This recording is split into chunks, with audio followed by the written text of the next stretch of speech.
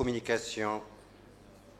communication sur l'hépatite C et diabète avec notre ami professeur Akodad Nordine. Professeur Akodad Nordine est médecin et est enseignant à la faculté de médecine de Fès. Bienvenue et à vous la parole. Merci infiniment.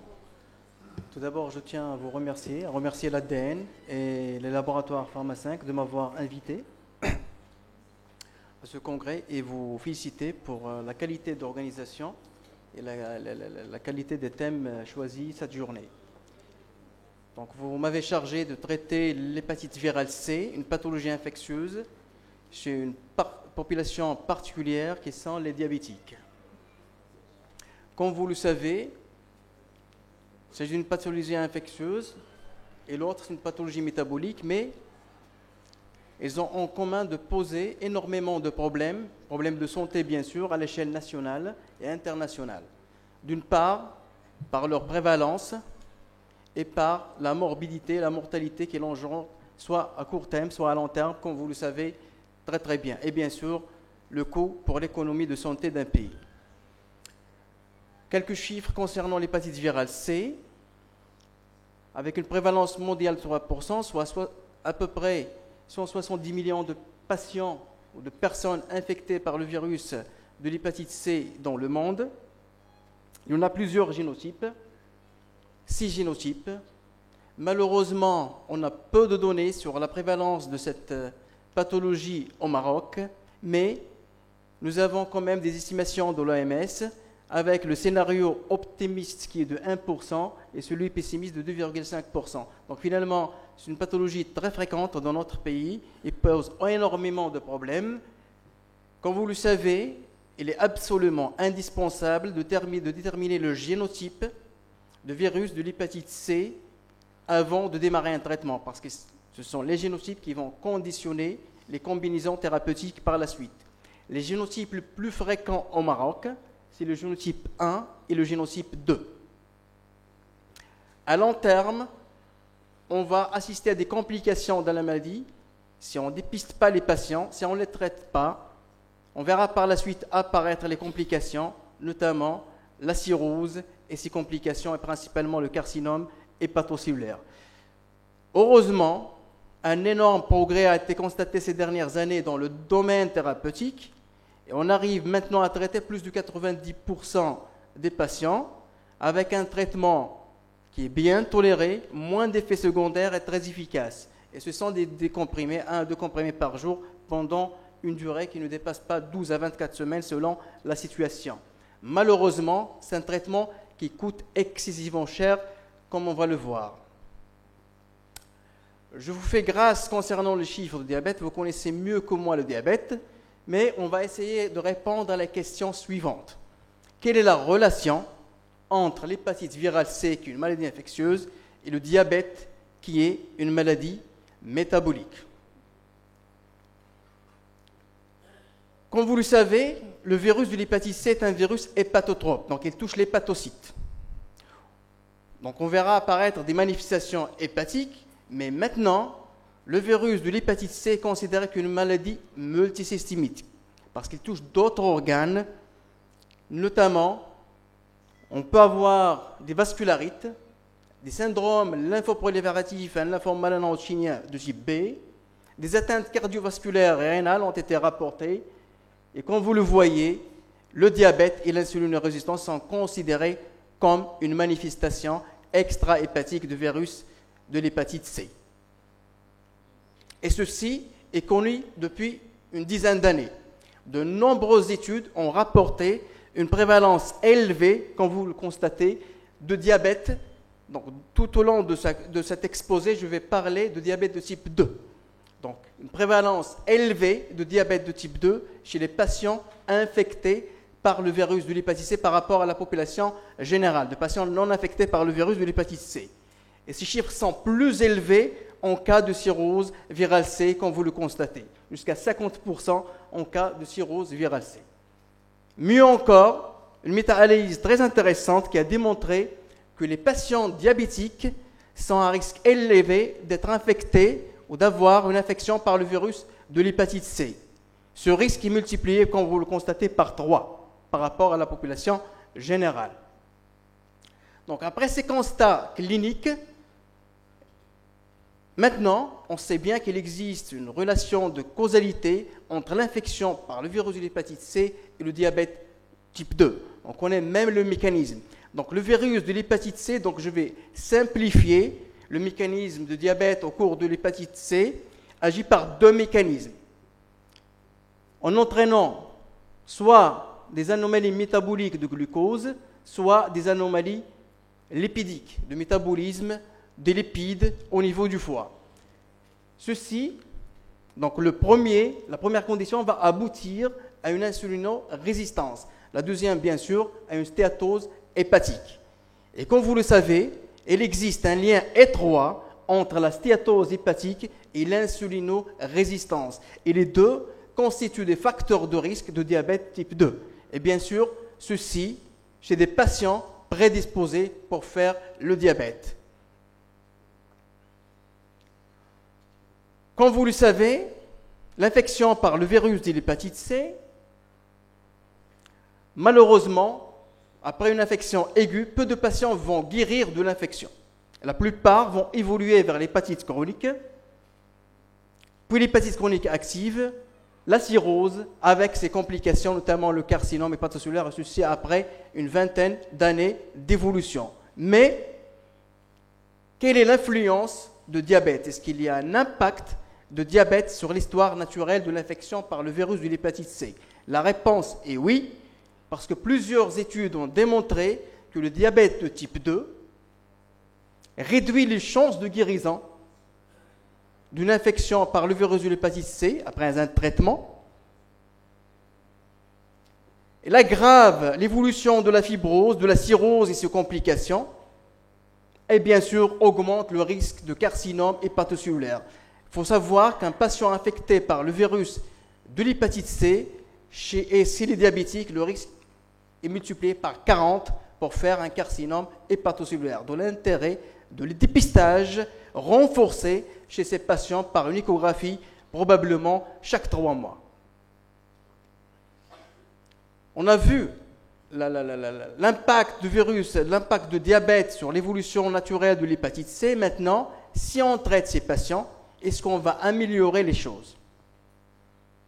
Donc, plusieurs études ont démontré que l'éradication de virus de l'hépatite C améliore l'insulinorésistance, réduit l'incidence du diabète de type 2, réduit le risque de complications, les complications dégénératives de diabète, et bien sûr, il réduit le risque de complications hépatiques et extra-hépatiques. D'où l'intérêt de dépister l'hépatite virale C chez les patients hépatiques le plus tôt possible avant d'avoir les complications et de proposer un traitement à ces patients pour améliorer leur insulinorésistance et réduire les complications. Ça nous amène à parler de traitement. Donc on va parler de traitement de l'hépatite virale C et on va voir la particularité de traitement chez cette population de diabétiques. Comme vous le savez, avant de démarrer un traitement, il faut bien évaluer les malades. Donc une évaluation de comorbidité, donc il est recommandé de chercher chez tous les patients diabétiques un diabète, un syndrome métabolique, des maladies hépatiques associées, notamment des co-infections virales B ou d'une co-infection par le VIH, une atteinte rénale, une cardiopathie et surtout une prise médicamenteuse. Tout simplement parce qu'il existe les interactions médicamenteuses sont nombreuses avec les antiviraux directs qu'il faut savoir gérer. Une évaluation virologique, tout simplement, on peut avoir des anticorps qui sont positifs, qui vont rester longtemps positifs. Ça ne veut pas dire qu'on est infecté par le virus de l'hépatite C. Pour être infecté, il faut avoir un ARN positif, une réplication virale. Donc il faut demander la charge virale et bien sûr le génotype qui conditionne le traitement si la charge virale est positive. Une évaluation de la fibrose hépatique est indispensable parce qu'il conditionne, comme on va le voir, la durée de traitement. Le sérotique, ce sont des patients difficiles à traiter et il faut prolonger le traitement chez ces patients. Comment évaluer? généralement par les moyens non invasifs. Il existe plusieurs moyens pour évaluer la fibrose hépatique dans les fibroscans. Comme vous le savez, un mot sur les fibroscans, c'est un appareil qui ressemble à un échographe qui permet de mesurer l'élasticité hépatique par une sonde qu'on va poser dans l'hypocondre droit. Donc un examen non invasif qui peut remplacer la biopsie hépatique pour diagnostiquer la cirrhose hépatique chez les patients infectés par le virus de l'hépatite C. Et plus le foie est dur, plus la fibrose est sévère. Et à partir d'un certain seuil, 14 kPa, on peut dire avec certitude que le patient est cirrhotique. Heureusement, un progrès thérapeutique énorme a été constaté dans le domaine de l'hépatite C. Auparavant, avant 2001, comme vous le constatez, on traitait peu de patients par l'interféron standard et puis par l'interféron pegylaé. Par la suite, à partir de 2011, avec l'avènement des antiviraux directs, on a pu traiter plus de 70%, on a pu guérir, parce qu'on peut parler de guérison. Si on obtient un ARN négatif 3 mois après l'arrêt de traitement, on peut parler de guérison virologique. C'est ce qu'on appelle la réponse virologique soutenue.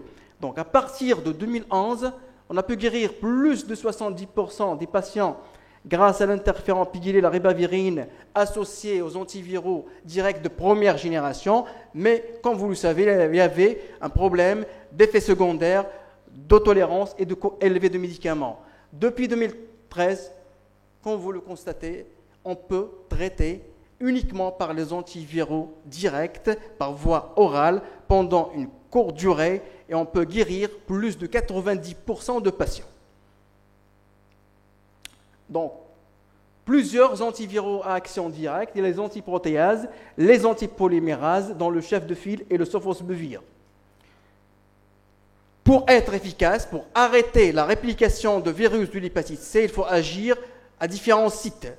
Donc, il faut associer au moins 2 médicaments de familles différentes. Donc, plusieurs combinaisons thérapeutiques sont disponibles. Depuis 2014, on a l'association sofosbuvir avec la daclatasvir et heureusement, cette association est efficace sur tous les génotypes.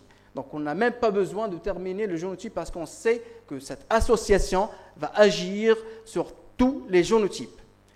Et puis l'association sofosbuvir, l'édipasvir, uniquement sur les génotypes 1, 4, 5 et 6. Donc il n'agit pas sur le génotype 2 et 3. Donc le problème, ces médicaments coûtent cher. C'est 40 000 à 60 000 euros, mais heureusement, encore une fois, nous avons au Maroc un laboratoire qui m'a invité aujourd'hui, qui a peu génériqué ces médicaments, et la cure totale de traitement coûte entre 13 000 dirhams jusqu'à 26 000 dirhams. Donc finalement, le prix au Maroc est devenu très abordable. Et puis, il y a d'autres associations thérapeutiques. Récemment, de nouvelles combinaisons depuis 2016 ont vu le jour et sont très efficaces, bien tolérées. Il s'agit de sofosbuvir, vilpatasvir. La particularité, c'est qu'ils sont disponibles sous forme d'un seul comprimé par jour, avec une efficacité qui avoisine les 100% de guérison, efficace contre tous les génotypes. Et l'autre association nouvelle, grâce au Brivir et le Basvir pour les génotypes 1 et 4. Donc une véritable révolution thérapeutique dans le domaine de l'hépatite C. Quelle est la durée de traitement? Comme je l'ai dit tout à l'heure, elle est très variable en fonction essentiellement, on prend en considération le degré de la fibrose hépatique. Chez les patients non cirrhotiques, elle varie de 8 à 12 semaines, alors qu'en cas de cirrhose, en fonction de la combinaison thérapeutique utilisée, elle peut aller jusqu'à 24 semaines. Avec une efficacité toujours qui dépasse les 90%, même en cas de cirrhose. Quels sont les malades qu'on doit traiter? Vu le coût élevé de traitement, certains pays ont essayé de prioriser le traitement. Donc ils disent qu'il faut absolument traiter les patients qui risquent d'évoluer rapidement vers la cirrhose et les complications, c'est-à-dire les patients qui ont une fibrose modérée à sévère au-delà de F2. Mais l'idéal, aujourd'hui, pour obtenir l'éradication virale, il faut traiter tous les patients infectés par le virus de l'hépatite C. Et probablement, on n'a pas jusqu'à présent des recommandations marocaines, on est en train de les rédiger, on va traiter tous les patients vu le coût réduit du traitement au Maroc. Par contre, ce qui est intéressant, en cas de manifestation extra-hépatique sévère, il est recommandé de traiter tous les patients sans prendre en considération le degré de la fibrose hépatique, notamment le diabétique. Donc, si vous avez un patient diabétique et infecté par le virus de l'hépatite C, il faut lui proposer un traitement antiviral C indépendamment du degré de la fibrose hépatique, vu le risque évolutif. Donc, j'ai fini avec le traitement de l'hépatite C. Quelle est la particularité maintenant de traitement, de la prise en charge de diabète chez cette population particulière de patients infectés par le virus de l'hépatite C?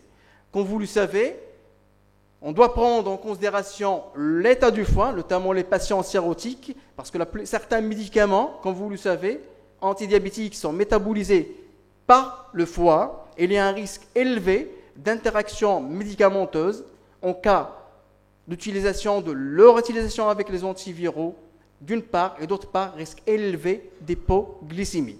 Donc, je commencerai par les interactions médicamenteuses. La tâche nous est rendue facile actuellement grâce à ce site web. Donc, c'est très facile maintenant. On cherche le site, on fait rentrer les médicaments. Par exemple, vous avez la sitagliptine ici, le sofosbuvir, l'actasvir, et après vous avez la réponse rapidement et instantanée. Il n'y a pas d'interaction médicamenteuse et on peut utiliser ces médicaments. Quels médicaments utiliser en cas de cirrhose et quels sont les médicaments qu'il ne faut pas utiliser? Bien sûr, le traitement hygiéno-diététique et le changement de mode de vie est toujours de mise. La metformine est le médicament de choix. Il y a une dizaine d'années, on avait peur d'utiliser la metformine chez les cirrhotiques. Et la plupart des médecins arrêtaient le médicament, la metformine, si on découvre la cirrhose. Actuellement, ça a été démontré par plusieurs études que la metformine chez les patients cirrhotiques compensés, bien sûr avec une cirrhose bien compensée, elle améliore la survie globale, elle réduit le risque de carcinome hépatocellulaire. Donc, s'il y a un message à faire passer aujourd'hui, c'est qu'il ne faut pas arrêter la metformine si on découvre une cirrhose chez le patient diabétique. Il faut la continuer. Elle est très bien tolérée. Et puis, vous avez la carbose. Comme vous le savez, je ne vous apprends rien, il est métabolisé au niveau intestinal. Il peut être utilisé sans problème chez les patients cirrhotiques. Par contre, il faut éviter le sulfamide chez les patients cirrhotiques vu le risque d'hypoglycémie. Pour les thiazolidines, vous le savez très bien, il faut les utiliser avec une très très grande prudence vu le risque hépatotoxique. Par contre, l'insuline, comme vous le savez, elle est métabolisée par le foie, il y a un risque élevé d'hypoglycémie chez le patient cirrhotique. Il faut être très très prudent. Et bien sûr, l'objectif, puisqu'il s'agit d'une population fragile avec de comorbidités, il ne faut pas être rigoureux. Et je pense, comme vous le savez, il faut fixer des objectifs de l'hémoglobine glyquée entre 7,5 et 8,5, comme ça a été dit tout à l'heure. Concernant les inhibiteurs de la DPP-4, la sitagliptine a été très bien étudiée chez cette population. Les patients cirrhotiques, elle est très bien tolérée chez les patients cirrhotiques et elle peut être utilisée chez cette population. Finalement, pour conclure, l'hépatite virale C, le lien entre l'hépatite virale C et le diabète est bien établi. Le virus de l'hépatite C augmente le risque d'insulinorésistance et prédispose les patients à avoir un diabète de type 2. De l'autre côté, le diabète de type 2, c'est un facteur de risque de mauvaise réponse thérapeutique et d'évolution rapide de la cirrhose et ses complications, et comme on l'a vu tout à l'heure, avec un risque élevé de carcinome hépatocellulaire. Le traitement du virus de l'hépatite C doit être proposé systématiquement chez les patients diabétiques infectés par le virus de l'hépatite C sans prendre en considération le degré de fibrose hépatique, et que la réponse virologique soutenue, c'est-à-dire la guérison du virus de l'hépatite C, améliore le diabète et l'insulinórésistance. Cependant, ceci, et chez les patients prédisposés au diabète type 2, le traitement de l'hépatite C ne devrait pas empêcher la prise en charge globale que vous connaissez très, très bien de diabète type 2. Et je vous remercie pour votre attention. Merci, professeur Akodat, pour cette excellente présentation. On a appris beaucoup de choses avec vous. Je tiens aussi à remercier les laboratoires Pharma 5 pour le sponsoring de cette communication et leur soutien pour les médecins dans la formation médicale continue. Je passe la parole à... Est-ce qu'il y a des questions? Merci, monsieur le professeur Akodat. J'ai deux petites questions. La première, c'est qui est le coupable et qui est la victime? Est-ce que le diabète ou l'hépatite C? La deuxième, chez qui on doit dépister l'hépatite C? Vu l'accès au traitement qui est devenu à peu près, le coût, c'est à peu près aux alentours Exactement. de 13 000. Et la deuxième chose, vu ces complications, c'est la cirrhose et le carcinome. Voilà. Merci pour cette question. Donc, comme je l'ai dit tout à l'heure, le virus de l'hépatite C, on connaît très bien le mécanisme maintenant. Il est responsable de la genèse du diabète. C'est un virus qui est pathogène. Il peut entraîner le diabète en lui-même. Et en plus, on a constaté que probablement, vu l'immunodépression des patients diabétiques, il y a un risque élevé de pérenniser l'infection par l'hépatite C après une phase aiguë. Et bien sûr, ce sont des patients à risque tout simplement parce que ce sont des patients qui consultent beaucoup. Donc, on sait très bien que les patients qui sont hospitalisés, le risque est élevé d'être infectés par le virus de l'hépatite C ou d'attraper un virus de l'hépatite C. Donc, voilà la première question. Concernant la deuxième question, le dépistage, comme vous le savez, on dépiste, il est recommandé de dépister des patients à risque. Des patients qui étaient déjà en contact ou suspectés d'avoir été en contact avec le virus de l'hépatite C auparavant. Ceux-ci sont bien déterminés. Il n'y a pas de dépistage systématique dans la population générale. On doit cibler le dépistage. Ce sont des patients à risque, des patients transfusés essentiellement, parce qu'il s'agit d'une pathologie infectieuse dont la contamination se fait par le sang. Donc les patients transfusés avant 1995, tout simplement parce qu'on ne connaissait pas ce virus initialement. Il y a probablement des personnes qui ont été infectées sans le connaître. Et bien sûr, les patients, les toxicomanes qui sont à risque, parce qu'ils font des injections à répétition avec des seringues, bien sûr, comme vous le savez, non jetables. Et puis par la suite, les détenus de prison sont à risque, les prisonniers, ce sont des patients à risque. Les autres populations, il est recommandé de dépister les hémophiles, parce qu'ils ont recours à des transfusions répétées. Les insuffisants rénaux, c'est une population à risque. Voilà les populations à risque qu'il faut absolument dépister. Après, je pense qu'on est au Maroc, on est en train de travailler sur un dépistage sur la population générale, tout simplement parce que le coût de traitement il est vraiment abordable et on doit traiter tous les patients.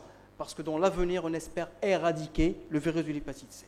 C'est ça là. S'il vous plaît, les contre-indications de la metformine restent l'insuffisance hépatocellulaire, l'insuffisance cardiaque, l'insuffisance rénale et tout état d'époxie. Voilà. S'il vous plaît, pour le nouveau traitement antiviral de l'hépatite C, est-ce que les contre-indications sont toujours les mêmes, c'est-à-dire la dystéroïdie, l'acide et la dépression, ou il y a un changement sur les contre-indications? Merci. Merci pour cette excellente question. Auparavant, il y avait ces problèmes-là de l'interféron, parce qu'on utilise l'interféron. L'interféron était contre-indiqué chez les patients sérotiques décompensés, les dystéroïdies, les pathologies auto-immunes. Mais actuellement, avec les médicaments à action directe, il n'y a pas de véritable contre-indication. Même une cirrhose décompensée, on a vu des patients s'améliorer après traitement. Donc il n'y a pas de la cirrhose décompensée actuellement avec les antiviraux, sans interféron, on peut les utiliser chez les patients sérotiques. Et même, il n'y a pas de risque, même en cas de pathologie auto-immune associée. Il n'y a pas de problème, il n'y a aucun problème. Oui. Donc, merci professeur. J'ai deux questions à vous poser. La première, c'est pour le généraliste, comment suivre un patient qui a reçu un traitement contre l'hépatite, c'est-à-dire antiviral. donc les modalités de surveillance. Est-ce que se contenter uniquement de la surveillance des transaminases ou bien demander des PCR de temps en temps? Et deuxième question, est-ce qu'il y a un objectif, puisqu'il y a le risque d'hypoglycémie chez ces patients-là? Donc il y a un objectif d'avoir une hémoglobine glyquée à 8, entre 7 et 8, comme ça. Et merci beaucoup. Merci pour ces questions. Donc je commençais par la dernière. Pour l'hémoglobine cible, j'ai parlé des cirrhotiques. Les patients non cirrhotiques infectés par l'hépatite C doivent être pris en charge comme les autres patients, sinon pas de cirrhose. Le problème, c'est la cirrhose, surtout si elle est décompensée. Bon, règle générale, une hépatite C chronique ne constitue pas une contre-indication à n'importe quel médicament. D'autre part, une cirrhose très bien compensée, Child A, doit être pris en charge comme les autres patients. La prudence, c'est pour les patients décompensés, qui ont un ictère, une acide ou une cirrhose très très avancée, c'est-à-dire Child B ou Child C. Pour le rôle de généraliste, on a parlé tout à l'heure, il est incontournable. Il doit participer activement à la prise en charge de ces patients, de dépistage, de diagnostic et le suivi. D'autant plus qu'actuellement, il est très facile de faire le suivi de ces patients. Tout simplement, les médicaments sont bien tolérés, il n'y a pas d'effet secondaire sévère, et je pense que maintenant, le médecin généraliste doit être impliqué dans la prise en charge de ces patients. Dernière question, s'il vous plaît. Alors, est-ce que l'âge avancé ne constitue pas un facteur limitant dans le traitement de l'hépatite virale C par ces dernières molécules? Non. L'âge en lui-même ne constitue pas une contre-indication à un traitement de l'hépatite C. C'est l'espérance de vie de patients est liée à l'infection par le virus de l'hépatite C à l'état du foie. Par contre, s'il a une autre pathologie associée, il faut prendre en considération l'espérance de vie en rapport avec la maladie associée avant de proposer le traitement. Mes remerciements à professeur Aqoudat, mes remerciements également à Pharma 5 pour le sponsoring de cette communication. Et pause café, vous êtes conviés à pause café. Et on reprend après, Inch'Allah. 30 minutes, la pause café, 30 minutes s'il vous plaît.